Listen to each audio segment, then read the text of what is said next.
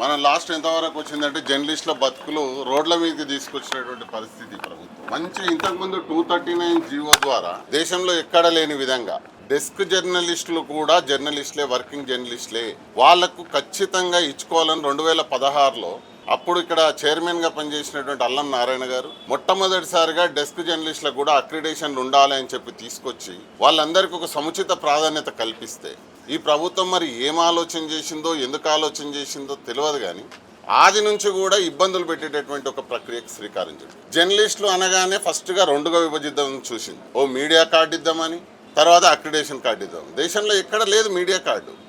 కానీ అట్లాంటి ఒక కార్డు విధానాన్ని తీసుకొచ్చి ముందుగా మనం విభజించాలనేటటువంటి ఒక ప్రక్రియకు వీళ్ళు శ్రీకారం చుట్టారు.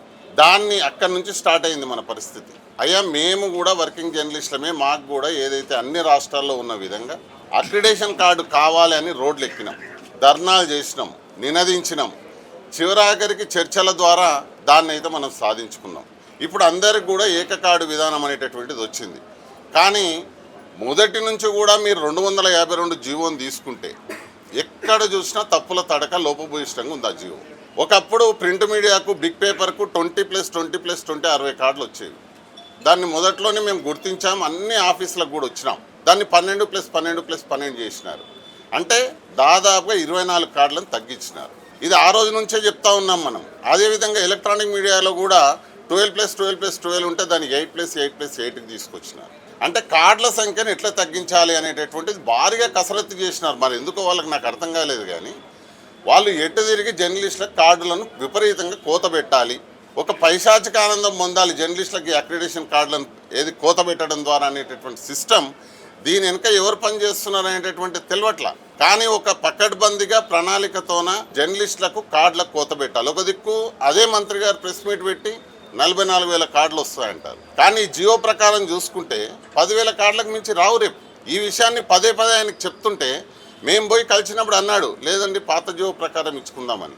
కానీ కార్యాచరణలో ఉండదు, అది రాదు, అది ఎప్పటికొస్తుందో తెలియదు. ఈ నెలలోనే ఈ ప్రాసెస్ అంతా కంప్లీట్ అవుతుంది అనుకుంటే మళ్ళీ ఒక నెల ఎక్స్టెన్షన్ కూడా తీసుకున్నాం. కానీ ఈరోజు ఏదైతే ప్రధానంగా జిల్లాలలో చాలా ఇబ్బందికర పరిస్థితులు డెస్క్ జర్నలిస్టులకు కూడా, అదేవిధంగా బ్యూరో వాళ్ళకు కూడా ఇబ్బంది. బట్ డెస్క్ వాళ్ళకు మరీ ఇబ్బంది ఎందుకు వచ్చిందంటే గతంలో జిల్లాలలో చిన్న జిల్లాలు అయిన తర్వాత జిల్లాకు 5 కార్డులు ఇచ్చుకున్నాం మనం. కానీ ఈరోజు ఒక ఎడిషన్లో 4 కార్డులే. అంటే ఒక ఉమ్మడి జిల్లాను తీసుకుంటే ఆ ఉమ్మడి జిల్లాలో ఒక 4 జిల్లాలు ఉంటే 4, 5, 20 కార్డులు వచ్చేవి. కానీ ఈరోజు ఆ పరిస్థితి, ఆ ఎడిషన్కు 4 కార్డులు అంటే దాదాపు 16 కార్డుల కోత అనేటటువంటి జరుగుతూ ఉంది. సో ఈ రకంగా డెస్క్ జర్నలిస్టులకు పూర్తి స్థాయిలో అన్యాయం జరుగుతుందనే విషయాన్ని గతంలోనే మేము గుర్తించి అన్ని ఆఫీసులకు కూడా వచ్చినాం. అయ్యా ఈ రకంగా ఇబ్బంది జరుగుతూ ఉంది. ప్రతి ఆఫీస్కు తిరిగినాం మేము, ఆ డెస్క్ జర్నలిస్టులతో సమావేశమైనాం, చెప్పినాం ఈ రకంగా ఇబ్బంది ఉంది అనేటటువంటి విషయాలు. కానీ తీసుకురావడంలో కొంత అంటే మనం ఆందోళన చెందే సందర్భంలో కానీ మనం చేసేటటువంటి కార్యక్రమాన్ని ఉధృతం చేసే విషయంలో కానీ చూసాం. ఇంకా ఈ ప్రభుత్వం ఇంకేమన్నా స్పందిస్తుందేమో. ఎందుకంటే ఆయన్నే కదా, మంత్రి గారే కదా పదే పాత జియో ప్రకారం ఇచ్చుకుందామని చెప్తున్నది. కానీ కార్యాచరణలో మాత్రం అది ముందుకు పోవడం లేదు. ఈ విషయంలో మనం పెద్ద ఎత్తున ఇంకా పోరాటం చేయాల్సిన అవసరం ఇంకా మిగిలి ఉంది. మేమైతే Telangana union of working journalist పక్షాన డెస్క్ జర్నలిస్టులకు ఆ రోజు దగ్గరుండి ఇప్పించిన వాళ్ళుగా చివరి దాకా, అంటే ఏదైతే డెస్క్ జర్నలిస్టులకు చివరి కార్డు వచ్చేదాకా కూడా ఈ ఉద్యమానికి వెన్నంటి ఉంటామని చెప్పి, అవసరమైతే ఎంతవరకైనా పోరాటానికి సిద్ధమని చెప్పి ప్రకటించడానికే ఈరోజు మేము ఇక్కడికి రావడం జరిగింది. ఆషామాషిగా వదిలే సమస్య లేదు. ఎందుకు వదులుతాం? ఒక జర్నలిస్టుగా హక్కుగా దీన్ని మనం తీసుకున్నాము.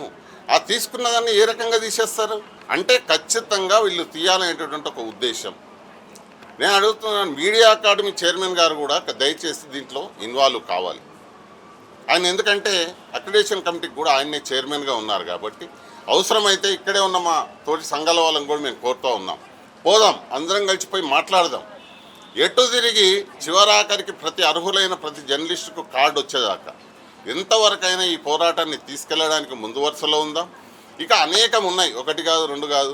ఇప్పుడే చెప్పినటువంటి కేబుల్ అంశం కానీ, కేబుల్ జర్నలిస్టులకు జరిగినటువంటి అన్యాయం కానీ, మిగతా వాళ్ళకి జరుగుతున్నటువంటి అన్యాయాలు కానీ అనేకం ఉన్నాయి. కానీ ప్రధానంగా ఈ డెస్క్ జర్నలిస్టులకు జరుగుతున్న అన్యాయం విషయంలో గిన, ఎందుకంటే ఎక్కడైనా మీరు చూడండి జిల్లాలలో పోతే ఒక ఎడిషన్లో 4 ఉంటారు డెస్క్ జర్నలిస్టులు. ఖచ్చితంగా ఒక 20 నుంచి 30 మంది పనిచేస్తుంటారు. దాంట్లో 4 అనేటటువంటి సిస్టమ్ తీసుకురావడం ఏంటి? కాబట్టి ఈ విషయంలో ఎంతవరకైనా మనం పోరాటం చేద్దాం మిత్రులారా. ఆ విషయంలో మేము కలిసి వస్తాం. అవసరమైతే త్వరలో చెలో సెక్రటరియట్ లాంటి దానికి కూడా ముట్టడి చేసి మన సత్తా ఏందో చాటి చివరాఖరికి, ఎందుకంటే జర్నలిస్టులు ఇంకా వాళ్ళు రోడ్డున పడేసినారు కాబట్టి మనకున్న ఆప్షన్ ఒకటే, మనం ఆందోళనను ఉధృతం చేయడం. ఆ విషయంలో కూడా ఇంకా వీళ్ళకిన మారకపోతే, వీళ్ళకిన స్పందించకపోతే తప్పనిసరిగా భవిష్యత్ కార్యాచరణను మనం ప్రకటించుకుందాం త్వరలో. అంతకంటే ముందు అవసరమైతే మీడియా అకాడమీ చైర్మన్ గారితో కానీ మంత్రి గారితో కానీ మళ్ళొక సమావేశాన్ని పెట్టుకొని మాట్లాడదాం. వాళ్ళు పాజిటివ్గా రెస్పాండ్ అయితే సరే, అదర్వైజ్ మనం తప్పనిసరిగా మన ప్రణాళిక, ఎందుకంటే ఇంకా మనకు కొంత బ్రీతింగ్ స్పేస్ అనేది దొరికింది, ఒక 1 month.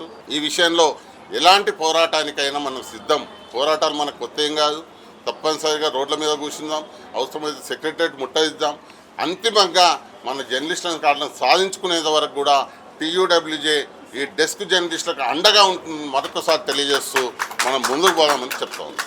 గతంలో ఉన్న జీవో కాకుండా ఈ గవర్నమెంట్ తెచ్చిన జీవో వల్ల కొన్ని కార్డులు కుదించడం జరిగింది.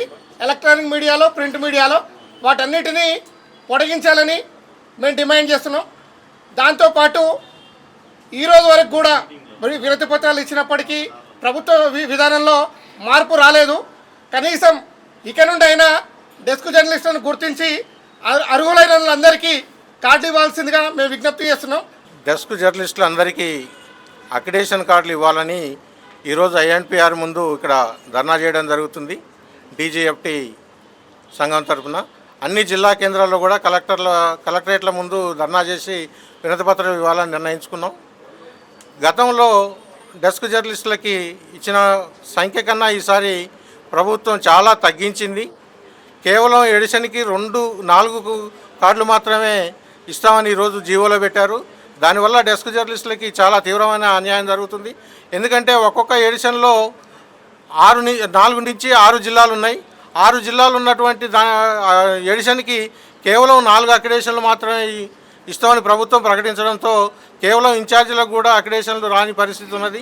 ఒక్కొక్క ఎడిషన్ కేంద్రంలో దాదాపు 25 నుంచి 30 మంది డెస్క్ సబేటర్లు ఉన్నారు.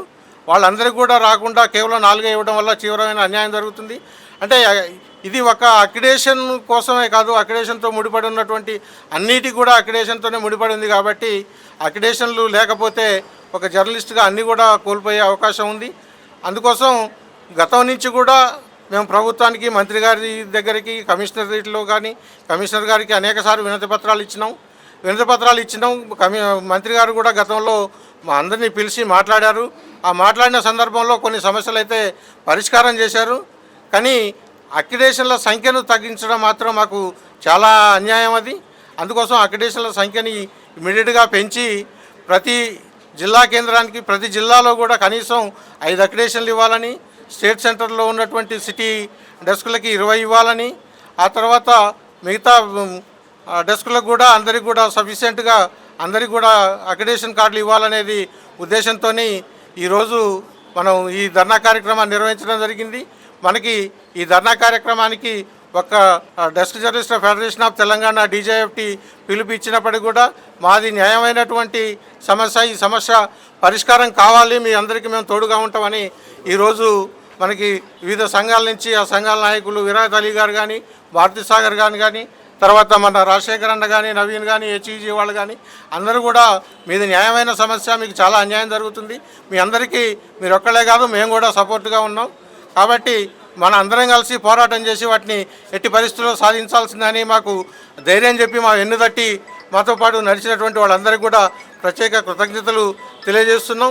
ఇప్పటికైనా ప్రభుత్వం ఆ సమస్యలను ఆలోచించి డెస్క్ జర్నలిస్టులు అందరికీ కూడా అక్రిడేషన్ ఇవ్వడం కోసం ప్రయత్నం చేయాలి. ఆ రకంగా అక్రిడేషన్లు ఇవ్వాలని మేము కోరుతున్నాము.